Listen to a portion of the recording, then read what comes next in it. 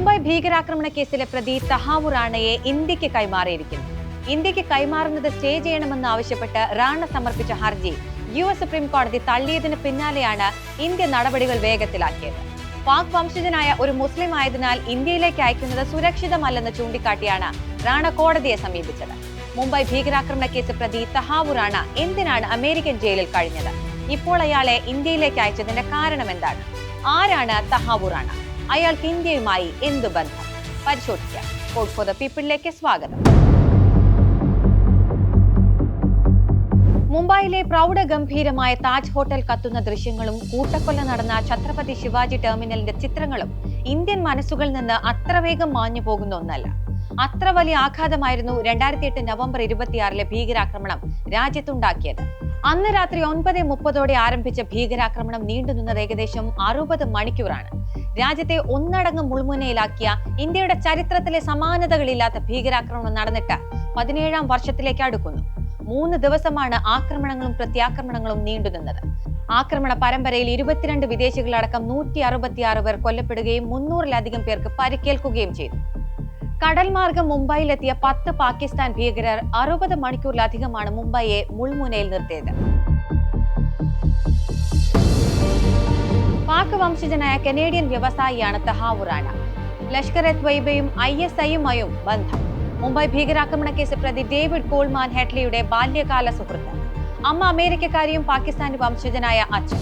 പാകിസ്ഥാനിലെ Abdel cadet സ്കൂളിലായിരുന്നു പഠനം. പിന്നീട് കാനഡയിലേക്ക് പലായനം. അമേരിക്കയിൽ വേൾഡ് ഇമിഗ്രേഷൻ സർവീസ് എന്ന പേരിൽ ഒരു കൺസൾട്ടൻസി സ്ഥാപനം ആരംഭിച്ചിരുന്നു തഹാവൂർ. അതിന്റെ ഒരു ബ്രാഞ്ച് മുംബൈയിലും ഉണ്ടായിരുന്നു. ഹെഡ്ലിക്ക് ഇന്ത്യയിലെത്താനും മുംബൈയിലെ ലക്ഷ്യസ്ഥാനങ്ങൾ കണ്ടെത്താനും വീസ സംഘടിപ്പിച്ചു നൽകിയത് റാണയുടെ ഈ സ്ഥാപനമായിരുന്നു.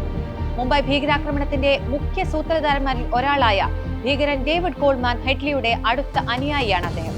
ആക്രമണങ്ങൾ ആസൂത്രണം ചെയ്യുന്നതിലും നടപ്പാക്കുന്നതിലും നിർണായക പങ്കുവഹിച്ചത് ഹെഡ്ലി മാത്രമല്ല, തഹാവൂർ റാണയുമായിരുന്നു. ഹെഡ്ലിയുമായി നടത്തിയ ഇമെയിൽ ആശയവിനിമയം പരിശോധിച്ചതിലൂടെ പങ്ക് കണ്ടെത്തി. ആക്രമണത്തിൽ പങ്കുവഹിച്ച ISIക്കാരനായ മേജർ ഇക്ബാലുമായും നേരിട്ട് ബന്ധം. മുഹമ്മദ് നബിയുടെ കാർട്ടൂൺ പ്രസിദ്ധീകരിച്ച ഡാനിഷ് ചിത്രം ജൈലൻ പോസ്റ്റൺ ഓഫീസുകൾ ആക്രമിച്ച കേസിൽ ശിക്ഷിക്കപ്പെട്ട 63-കാരനായ റാണ വർഷങ്ങളായി ലോസ് ഏഞ്ചൽസിലെ ജയിലിലായിരുന്നു. ഡേവിഡ് കോൾമാൻ ഹെഡ്ലിയും ഈ കേസിൽ അറസ്റ്റിലായിരുന്നു. ചിക്കാഗോയിൽ വെച്ച് ഹെഡ്ലി അറസ്റ്റ് ചെയ്യപ്പെട്ടതിന് പിന്നാലെ തഹാവൂർ റാണയ്ക്കെതിരെ അമേരിക്കൻ കോടതിയിൽ ഡേവിഡ് ഹെഡ്ലി മൊഴി നൽകി. 2006 ജൂലൈയിൽ തഹാവൂർ റാണയെ കാണാൻ ചിക്കാഗോയിലേക്ക് പോയതായും ദൗത്യത്തെക്കുറിച്ച് അദ്ദേഹത്തോട് പറഞ്ഞതായും ഡേവിഡ് ഹെഡ്ലി കോടതിയിൽ പറഞ്ഞു. തഹാവൂർ റാണ ഡേവിഡ് ഹെഡ്ലിക്ക് സാമ്പത്തിക സഹായങ്ങൾ നൽകിയതായും ഡേവിഡ് ഹെഡ്ലി വെളിപ്പെടുത്തി. ലോസ് ഏഞ്ചലസിലെ അതീവ സുരക്ഷാ ജയിലിലാണ് തഹാവൂർ റാണ ഇതുവരെ കഴിഞ്ഞത്. കുറ്റം നടത്തിയത് ഇന്ത്യയിലായതിനാൽ കുറ്റവാളി കൈമാറ്റ ഉടമ്പടി കരാറ് പ്രകാരം തഹാവൂറിനെ ഇന്ത്യക്ക് കൈമാറണമെന്ന് ഇന്ത്യ തുടർച്ചയായി ആവശ്യപ്പെട്ടിരുന്നു. ഏറ്റവും ഒടുവിലാണ് ഇപ്പോൾ ഇന്ത്യയിലേക്ക് തഹാവൂർ റാണയെ എത്തിച്ചിരിക്കുന്നത്. 1962 ഇന്ത്യയും മറ്റ് രാജ്യങ്ങളും തമ്മിൽ ഒപ്പുവെച്ചതാണ് കുറ്റവാളി കൈമാറ്റ ഉടമ്പടി. ഇത് പ്രകാരമാണ് റാണയെ ഇപ്പോൾ ഇന്ത്യയിൽ എത്തിച്ചിരിക്കുന്നത്. 1962 എക്സ്ട്രാഡിക്ഷൻ ആക്ട് ഇന്ത്യയിലേക്കും ഇന്ത്യയിൽ നിന്ന് വിദേശ രാജ്യങ്ങളിലേക്കും കൈമാറുന്ന വ്യക്തികൾക്ക് ബാധകമാണ്. നിലവിൽ ഇന്ത്യക്ക് 48 രാജ്യങ്ങളുമായി കുറ്റവാളി കൈമാറ്റ ഉടമ്പടിയും 12 രാജ്യങ്ങളുമായി കുറ്റവാളി കൈമാറ്റ കരാറുകളുമുണ്ട്. 2 രാജ്യങ്ങളുടെയും അധികാര പരിധിയിൽ പ്രതി ചെയ്തത് കുറ്റകൃത്യമാണെങ്കിൽ മാത്രമേ കൈമാറ്റം സാധ്യമാകൂ.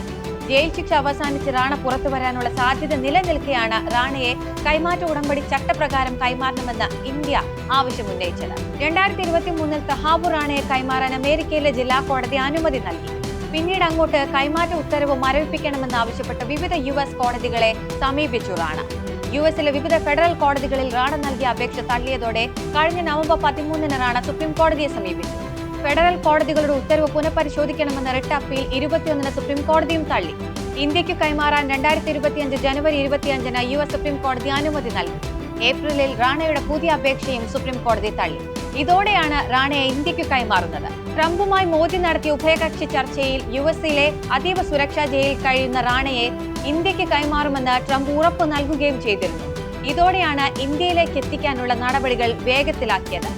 മുംബൈ ഭീകരാക്രമണത്തിൽ കുറ്റാരോപിതനായ വളരെ അപകടകാരിയായ ഒരു മനുഷ്യനെ US ഇന്ത്യക്ക് കൈമാറുകയാണെന്ന് ട്രംപ് അന്ന് പറഞ്ഞിരുന്നു.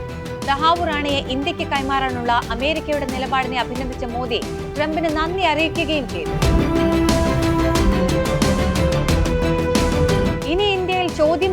വിചാരണയും നേരിടേണ്ടി വരും റാണ. തിഹാർ ജയിലിൽ ആയിരിക്കും റാണയുടെ ഇനിയുള്ള ജയിൽ ജീവിതമെന്നാണ് ലഭിക്കുന്ന വിവരം.